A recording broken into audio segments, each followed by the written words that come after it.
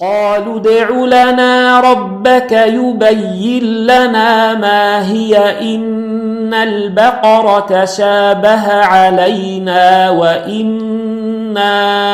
إن شاء الله لمهتدون قال إنه يقول إنها بقرة لا ذلول تثير الأرض ولا تسقي الحرث مسلمة لا شية فيها قالوا الآن جئت بالحق فذبحوها وما كادوا يفعلون وإذ قتلتم نفسا فادارأتم فيها والله مخرج ما كنتم تكتمون فقلنا اضربوه ببعضها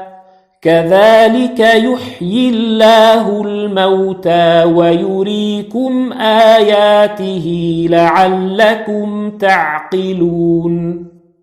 ثم قست قلوبكم من بعد ذلك فهي كالحجارة أو أشد قسوة وإن من الحجارة لما يتفجر منه الأنهار وإن منها لما يشقق فيخرج منه الماء وإن منها لما يهبط من خشية الله وما الله بغافل عما تعملون أفتطمعون أن يؤمنوا لكم وقد كان فريق منهم يسمعون كلام الله ثم يحرفونه من بعد ما عقلوه وهم يعلمون وإذا لقوا الذين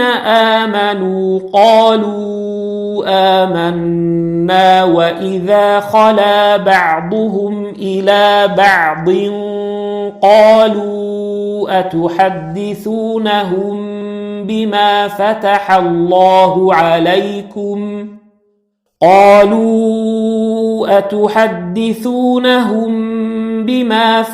الله عليكم ليحاجوكم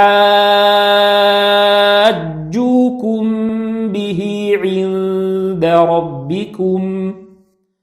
أفلا تعقلون